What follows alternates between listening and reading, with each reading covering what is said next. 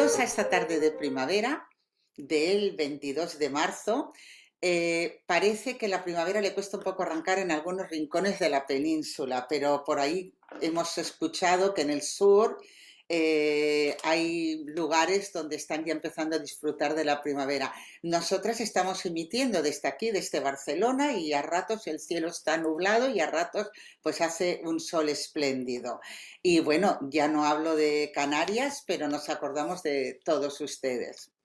Les queríamos comentar cómo empezó esta idea de cuaderno de maestra. En realidad el blog empezó en 2011, pero de una manera intermitente. Y fue con la incorporación cuando Ana Teberovsky se sumó al proyecto, cuando ya también nos lo empezamos a tomar en serio, no era para menos con Ana. Entonces les quería comentar que por qué lo hicimos. Bueno, pues lo hemos comentado muchas veces, era el principio de la pandemia y nosotras vimos la necesidad de que hubiera un programa de televisión. Nos gustaba la idea de emitir en audiovisual. Y aparte de esto, pues bueno, los canales de YouTube muchas veces pues eran conferencias, eran debates, eran entrevistas y nosotras optamos por el formato de programa. Queríamos que el programa pues fuera independiente, que diera valor a los docentes, pero que al mismo tiempo pues la información estuviera basada en evidencias académicas, que tuviera un nivel académico. Y creo que esto lo hemos conseguido o lo intentamos conseguir. Hemos de dar la bienvenida a 25 nuevos suscriptores del canal. Hemos querido poner un poco al día en lo que hemos podido el blog, porque sabemos que ustedes muchas veces quieren volver a revisar y volver a ver, digamos, la bibliografía y los textos de los que estamos hablando en este canal. Así que nos decidimos por volver un poquito al blog y enviamos un boletín, volvimos a los boletines. El boletín pues ha sido enviado a unas 1.200 personas que son los suscriptores del blog, pero que todavía no lo son del canal, con lo cual estos 25 nuevos, pues vuelvo a repetir, estamos muy contentos que estén con nosotras y esperamos pues sus opiniones, su participación, etcétera. Vamos a pasar al sumario. Después de este breve informe, lo primero que vamos a hacer es comentarles el boletín, cómo ha sido, y también volverá con nosotras Enric Mieza. A continuación, el testimonio de este programa está dedicado a Ricardo Piglia. Ricardo Piglia pues es un personaje, nos falta desde el 2017 de las letras, fue escritor, fue crítico literario, fue editor, bueno, un personaje que se necesita conocer y el testimonio de hoy se lo dedicaremos a él. Por supuesto, Ana hablará, en esta ocasión hablará sobre la enseñanza de la ortografía. Y por último, como despedida y cierre, dedicaremos un poco unas imágenes a recordar que ayer fue el día de los bosques y de la poesía. Entonces comentaremos un poco todo lo que se hizo de poesía.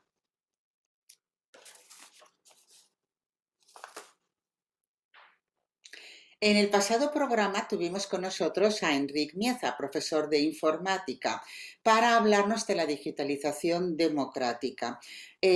Bueno, hay mucho que hablar sobre la relación de lo que es educación y digitalización democrática, pero nos han insistido algunas personas, algunos espectadores, algunos de nuestros seguidores, en que volviéramos un poquito a explicar eso de por qué es digamos, los peligros de compartir los datos. Así que hoy hemos retomado nuestra conversación con Enrique, que nos lo explicará un poco más profundamente.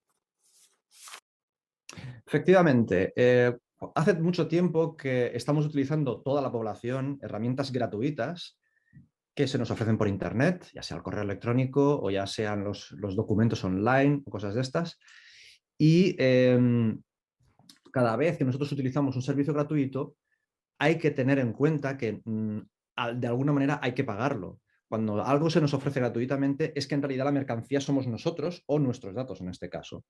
Entonces, el hecho de que nosotros utilicemos unos documentos online, lo que quiere decir cuando nosotros se nos da los términos de uso, que es esa típica pantalla que aparece al principio cuando te creas la cuenta, entonces te sale una parrafada inmensa de letra que tú no te la lees o te la lees los primeros párrafos y luego dices, madre mía, si esto aquí vienen 15 páginas, y al final le dices que ok, de acuerdo, para seguir para adelante. Y cuando has dicho que ok, ahí estás cediendo tus datos para la explotación de esos datos en beneficio de alguien y que se pueda mercadear con esos datos además. Es decir, seguramente no te van a buscar cuáles son los datos míos personales en el sentido de que dónde vivo o algún dato así sensible de personal, pero sí que van a utilizar mis datos y la de toda la gente que utilizamos esos ficheros y esos recursos, esos documentos online, y van a hacer estadísticas de cómo me comporto, a qué horas trabajo, cuáles son mis costumbres,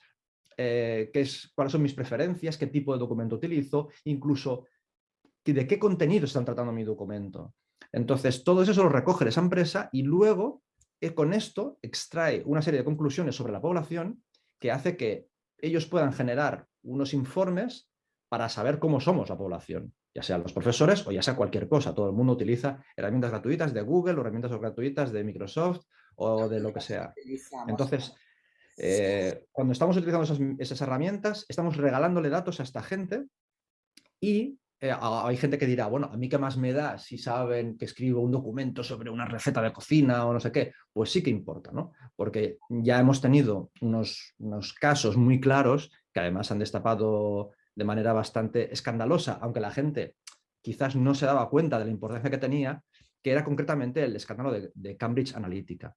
Ese escándalo apareció hace unos años, en el 2018 aproximadamente, y apareció pues que Facebook, claro, con la cantidad de usuarios que tiene, pues puso unas encuestas sobre del carácter, ¿no? De unas encuestas de estas de perfil psicológico, como en plan juego, para que la gente pensase, bueno, pues mira, voy a ver cómo soy y tal, de estas cosas, ¿no? Inocentemente, la gente lo hizo y Facebook recogió toda una serie de datos de la población que estaba utilizando, que eran sus usuarios. Hace, Esos datos se utilizaron más tarde se vendieron a una empresa conocida, muy conocida ahora, Cambridge Analytica, y que gracias a los análisis que hicieron sobre esos datos, pudieron decir qué es lo que tenía que decir en las campañas ciertos políticos, en particular. Se sabe que lo utilizó Trump, pero no solamente él, fue parte de la intervención de que ese uso de esos datos. las políticas de todo signo, diremos, ¿no? O sea, Claro, sí, las compra cualquiera, las puede comprar cualquiera que tenga el dinero para hacerlo. claro. Claro, que normalmente no suele ser un partido minoritario, por entendernos, No, ¿no? no. Entonces, claro, eso salió como un escándalo, pero claro, la gente parece que no se hace consciente de lo importante que es. Entonces, cuando nosotros estamos regalando datos de nuestro comportamiento a este tipo de empresas, realmente nos hacemos débiles como democracia, porque estamos permitiendo que nos manipulen. Estamos diciéndole cómo somos, cómo nos comportamos, y eso hay inteligencias artificiales que se dedican al análisis de esos datos, que es una cosa compleja, pero que hay un desarrollo, digamos, de algorítmica, matemática y de desarrollo software que son capaces de analizar los datos de las personas y pueden saber sobre nosotros cosas que nosotros no sabemos. Entonces, Sí. nos hacemos débiles como sociedad. También queríamos comentarles de que ha habido un interés por nuestros testimonios lectores.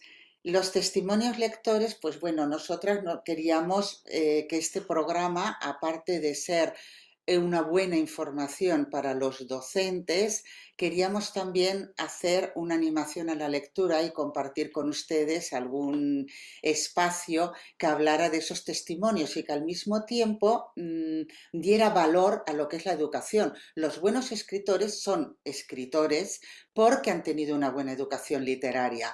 Y entonces ahí empezamos nosotros a hacer estas píldoras informativas que se llaman testimonios lectores. Lo que hemos hecho ha sido renovar en el canal de YouTube YouTube tenemos, digamos que en YouTube Cuaderno de Maestra hemos hecho una lista con algunos, casi todos, de los testimonios que hemos ido publicando en nuestros programas.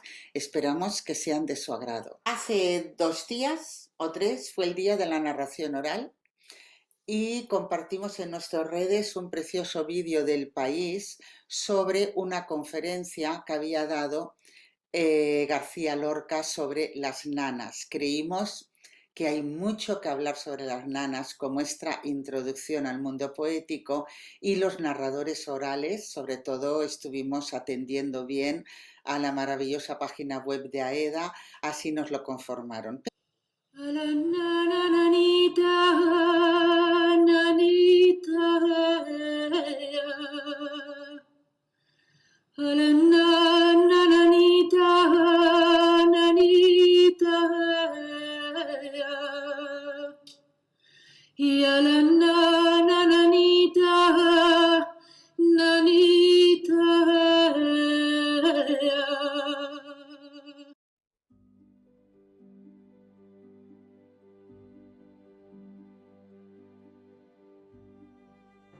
Ricardo Piglia fue escritor, crítico literario, editor, profesor académico y guionista. Tan pronto aprendió a leer, quiso ser escritor para buscar la magia de las palabras. Emilio Renzi, periodista y aspirante a escritor, es su alter ego literario que aparece y desaparece en sus novelas.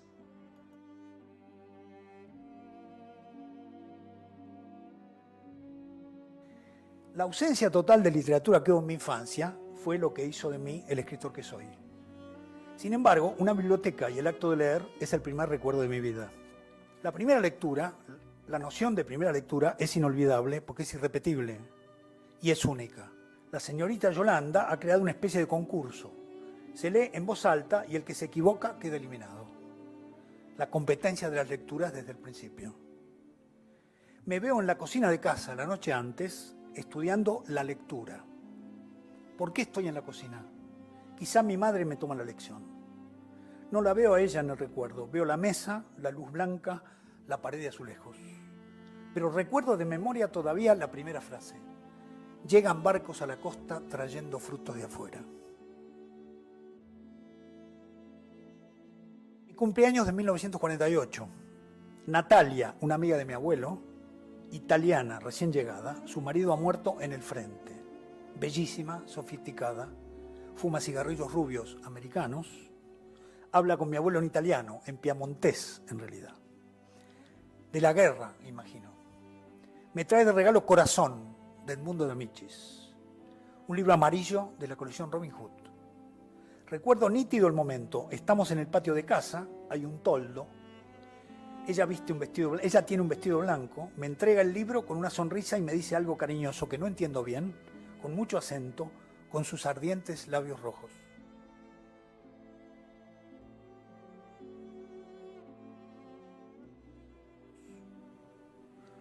Lo que me impresionó en esa novela, que no he vuelto a leer, fue la historia del pequeño escribiente fiorentino. El padre trabaja de copista, el dinero no alcanza. El chico se levanta de noche cuando todos duermen y sin que nadie lo vea, copia en lugar de su padre, imitando todo lo que puede su letra. Lo que fijó, creo, esa escena en el recuerdo es que nadie sabe que es él quien escribe. Duerme mal, de día se mueve como un sonámbulo.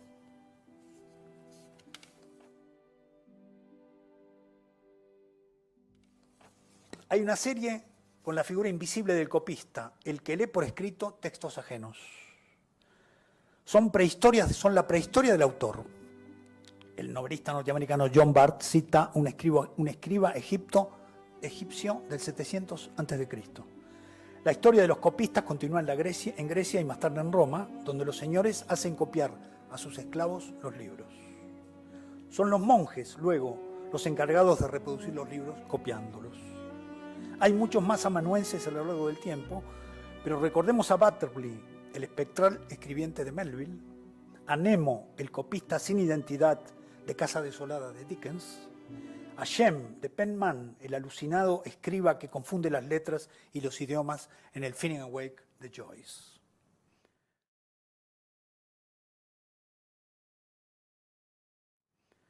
¿No era la copia en la escuela el primer ejercicio de escritura personal?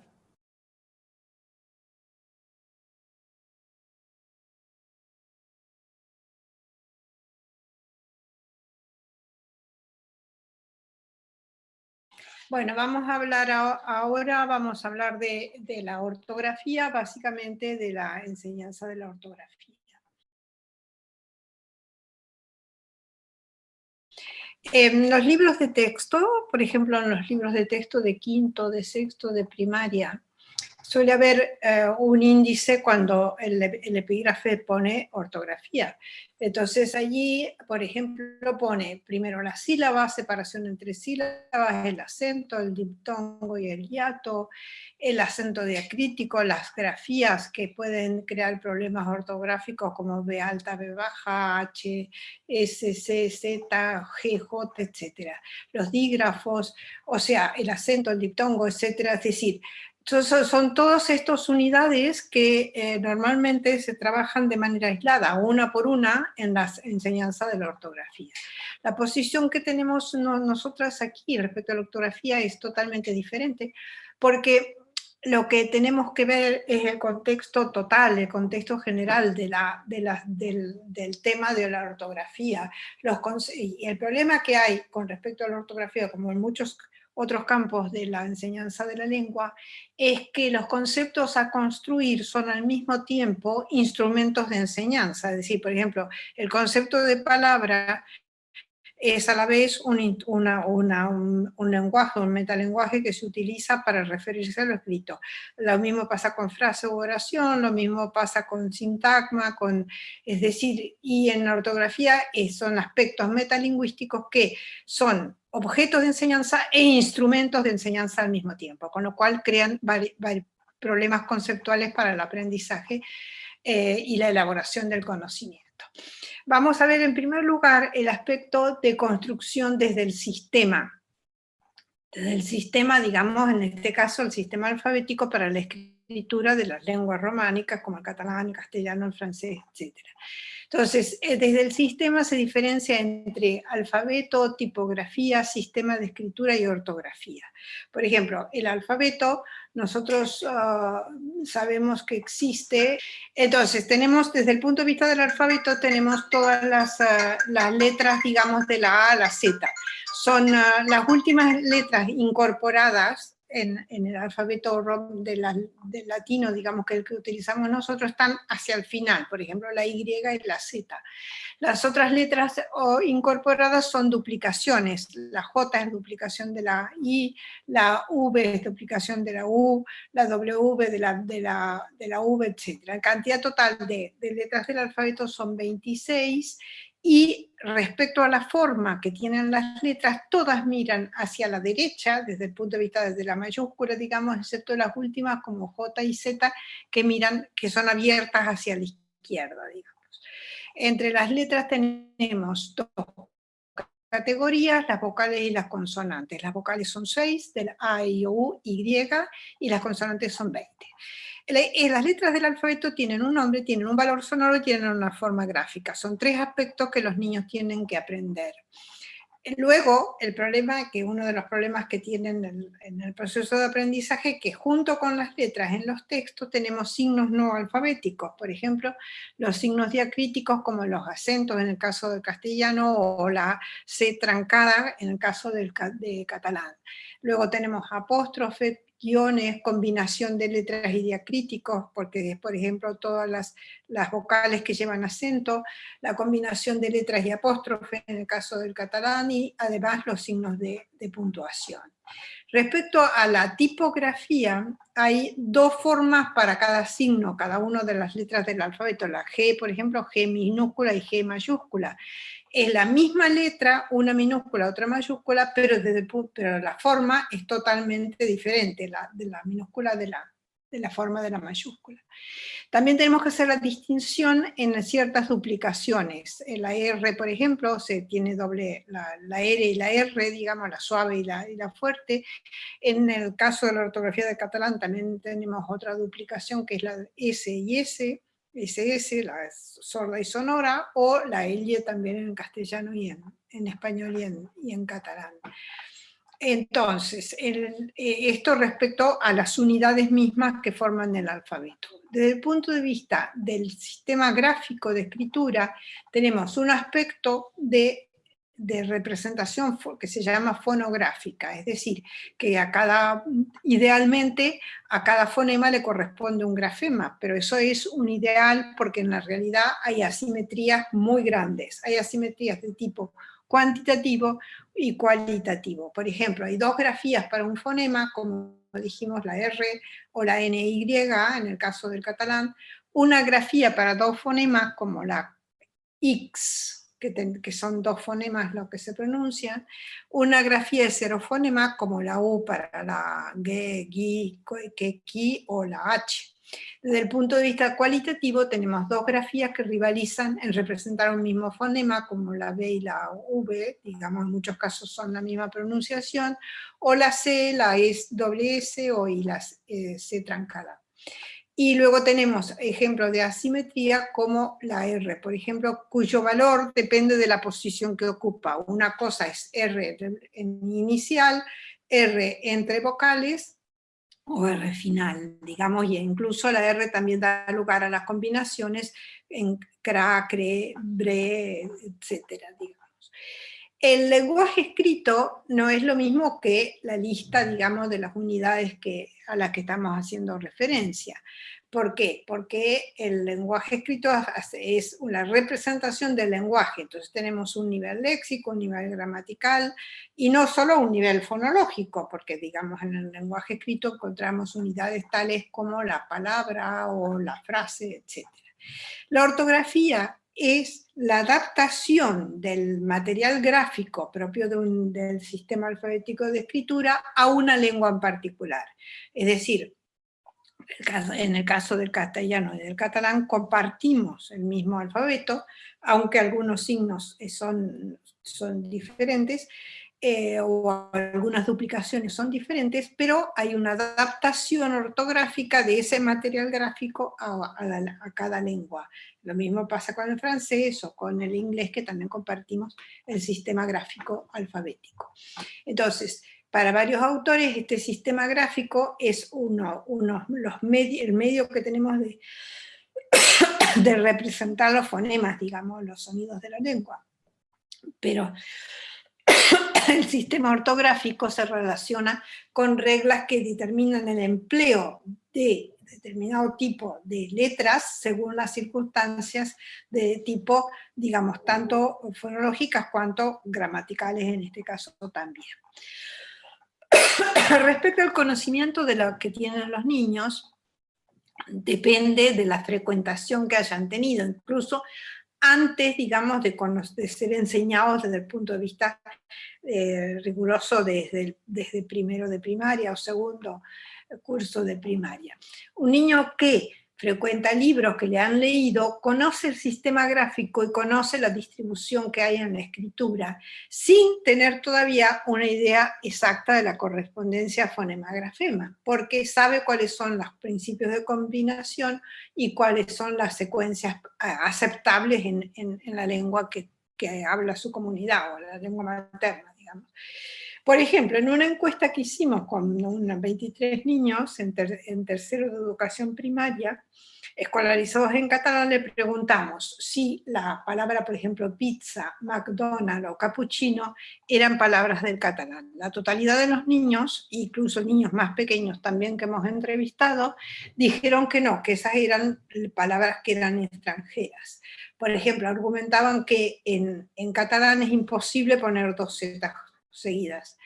Además decían que 2P seguidas tampoco era de la normativo, digamos, dentro de la lengua, de la ortografía de la lengua, y objetaron la secuencia de consonantes MCD de McDonald, digamos, porque decían que eso era extranjero y además el uso de apóstrofes después de la L y delante de la S no tampoco la aceptaba.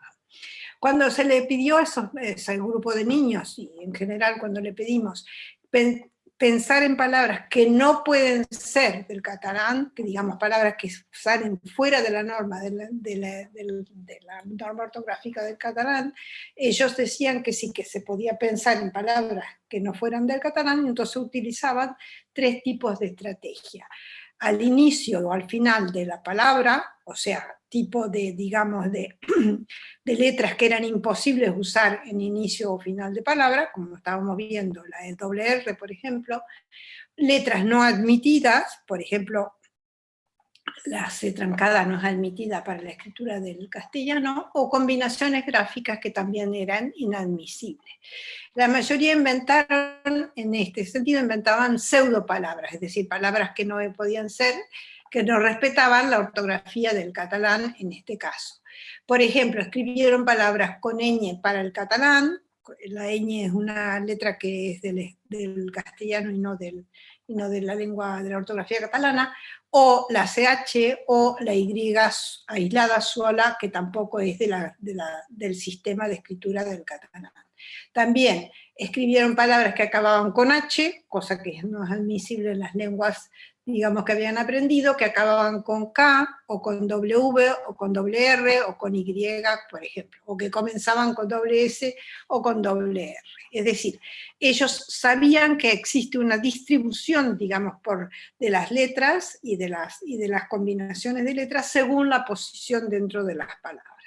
Finalmente, con respecto a los aspectos ortográficos, también les preguntamos, por ejemplo, si la palabra cinco en catalán podía acabar con la Q en lugar de acabar con la C, o con la K en lugar de acabar con la C, y decían que no, que es imposible, porque no hay palabras que acaben en K, o bien porque la Q no es admisible sola sin la U, digamos, es una de las letras que necesita esa combinación. Luego le presentamos onomatopeyas, interjecciones y palabras extranjeras, y fácilmente ellos dijeron sí, en los cómics eso aparece, por ejemplo, crash, patapuf, o que weekend o pizza eran palabras, pero que eran palabras, digamos, extranjeras. Evidentemente, la ortografía se desarrolla en la escritura, pero en la escritura de texto, fundamentalmente, aunque también hay ortografía para las palabras solas, pero hay muchos elementos que se dan, que son posibles de estudiar, de analizar y de aprender a partir de los textos. Las nociones mencionadas están ligadas a una escritura, digamos, textual. Los textos a su vez pueden ser considerados desde 2 puntos de vista, desde la producción o de la interpretación. Desde el punto de vista de la producción es el niño que tiene que escribir, digamos, el texto, y desde el punto de vista de la recepción tiene que interpretar aquello que está escrito. En todos los casos, ya sea en producción o en interpretación, tenemos un lenguaje que llamamos metalenguaje para hablar sobre el lenguaje, por la tipografía, pero además mayúscula y minúscula, y además están todos los otros signos que ya hemos comentado. Estas unidades son el resultado de la combinación de acuerdos entre el que escribe, que respeta las normas, digamos, de regularidades ortográficas, el lector, que conoce las normas de regularidades ortográficas, y los textos en función de los tipos de texto. Los niños, digamos, ya conocen, digamos, este tipo, tienen un conocimiento implícito por frecuentación de este tipo, digamos, de condiciones. En cuanto desde el punto de vista pedagógico, psicopedagógico, podríamos decir, existen algunas tareas que son muy importantes para el aprendizaje de la ortografía. Una de ellas es la visualización de los textos, sino la visualización y frecuentación visual del material gráfico es imposible de aprender la ortografía. Entonces, siempre recomendamos que la lectura se acompañe, además de la lectura en voz alta, con la visualización en pantalla del texto que se está leyendo. La reescritura también es una de las tareas que sirven para aprender ortografía, que tiene un texto fuente que se puede consultar para saber si es correcto o correcto. El dictado al adulto, que es el niño que participa, digamos, de la acción de escribir, que dicta al adulto y el adulto escribe lo que él está dictando. Una actividad que hemos probado con muchos estudiantes es lo que llamamos la escritura lentificada, que es un dictado al adulto, sino una escritura en voz alta, es decir, ir explicando aquello que se escribe de manera que quede en evidencia no solo el producto de la escritura, sino el proceso de producción de la escritura misma, por eso es lentificada. La copia en diferido, que es aquella copia que miramos el texto, pero no lo copiamos letra por letra, sino que lo copiamos, que lo mantenemos en memoria y luego lo reproducimos, y el aprendizaje de las regularidades. Como vemos, el aprendizaje de las regularidades, lo que normalmente llamamos las reglas de ortografía, lo ponemos pero en último término, después de haber elaborado una cantidad de otras actividades dedicadas a la ortografía. Voy a poner un ejemplo de este tipo de actividades, la copia, que consiste en lo siguiente. Es una actividad que la ha desarrollado una lingüista francesa que se llama Seb, transponer la entrada escrita visual en una reescritura del mismo texto. Entonces, el lector tiene que leer el texto que está escrito y luego reproducir sin copiar directamente, digamos, es una copia en diferido, es decir, tiene que retener en memoria el texto para luego reproducirlo. De esta manera se puede ayudar al niño, a los alumnos, a por un lado, digamos, a leer no solo palabra por palabra para después reproducirlo, sino unidades mayores que pueden ser o bien una frase completa o bien un sintagma completo como para luego reproducir. Esta situación, digamos, de copiar en diferido ayuda a tomar conciencia de la copia misma, en el sentido de cuántas veces necesita mirar el texto fuente para poder retener el texto a copiar, y además cuántas unidades, cuántas palabras en este caso, son necesarias, son suficientes de retener en memoria, no necesarias, sino suficientes de retener en memoria para luego producir la copia en diferido. Finalmente, se ayuda al niño a ver cuántas veces miró el texto fuente para que vaya reflexionando de que con la frecuencia y con la práctica cada vez mirará menos veces el texto fuente, y también podrá reproducir el texto sin errores que los puede controlar en ese sentido. Esto es lo que se llama una copia en diferido, que en realidad es una copiar de la cabeza, es decir, retener en memoria y copiar de la cabeza. De esta manera se puede controlar, digamos, por un lado la capacidad de retención en memoria y por otro lado la reproducción desde el punto de vista correcto de la ortografía. Esto es lo que queríamos compartir con nuestros televidentes, como dice la Pili, para poder ayudar en la enseñanza de la ortografía. Como ya hemos dicho, la cuestión de las normas de irregularidades ortográficas tiene que venir después de una frecuentación y una visualización de qué consiste la ortografía de la lengua en este caso. Muchas gracias.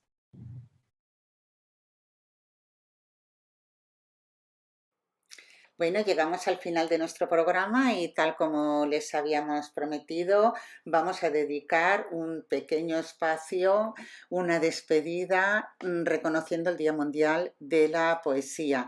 Ha habido iniciativas por todo el país, entonces destacamos de de las bibliotecas de Asturias. Hay una plataforma que se llama Asturias Capital de la Poesía y han unido el turismo con la poesía. Es interesante porque en algunos lugares emblemáticos como el Mirador de Cueva o los acantilados de Oviñana, donde se conjuga el placer del paisaje con la lectura a mano de un poema escogido.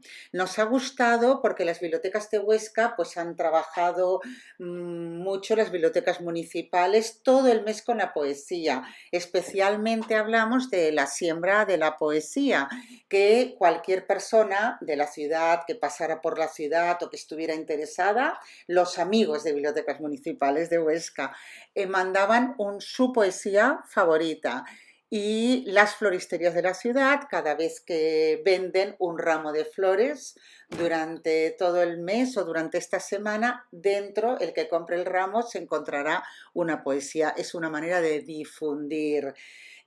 También había otra alternativa que era Rima tu barrio, en el cual pues los jóvenes, sobre todo, y bueno, y no tan jóvenes, pues hicieron algún tipo de actividad rimando estilo entre rap y poesía. Pero lo que más nos ha gustado es ver cómo las bibliotecas aunan y se coordinan con los colegios. Por lo tanto, la exposición de los poemas pues de diversos colegios en las bibliotecas, pues ha sido un trabajo pues, que nos ha gustado mucho y que nos ha parecido muy adecuado. Bueno, Paloma Martínez nos ha enviado el trabajo de los niños o de los alumnos de infantil y primaria de la Escuela Marta Mata de Barcelona y nos ha parecido pues, una iniciativa muy bonita. Lo han escrito, lo han ilustrado todos los alumnos de infantil y primaria y por supuesto han sido dirigidos por el equipo educativo de la escuela. Se trata de un trabajo colaborativo, les hemos preguntado cómo ha sido el método y nos han contado que cada grupo ha recibido a las 9 de la mañana o recibía a las 9 de la mañana un correo electrónico en el que aparecía la primera estrofa y la explicación o motivación de la actividad. Entonces, a partir de allí se reunían para hacer una lluvia de ideas y palabras para buscar rimas. Las rimas que han utilizado era A, B y cada grupo realizaba una estrofa. Al final el texto colectivo ha salido, lo han ilustrado y lo han leído en el patio del colegio. Muchas felicidades para todo el equipo, toda la familia, especialmente a los niños de la Escuela Marta Mata de Barcelona. No podemos dejar de despedirnos de ustedes sin felicitar desde nuestro programa a la poeta valenciana Mar Venegas, bueno, y también a Rachel Cayano, que ha colaborado en el libro Corazón de pájaro, publicado por Akiara Books. Bueno, esta obra ha sido galardonada en la Feria del Libro Infantil de Bolonia con la segunda mención. Aquí tienen ustedes, nosotros se lo comunicamos a Marta Matas, bueno, nos comunicamos a través del Facebook y hemos tomado sus imágenes de Instagram. Por lo tanto, si ustedes están en alguna de estas redes, tanto Facebook como Instagram, les animamos a seguir a esta poeta y nos ha parecido, pues bueno, un trabajo precioso para niños. Esto es todo por hoy. Nos vemos en la próxima, dentro de 15 días, en la próxima quincena. Muchas gracias.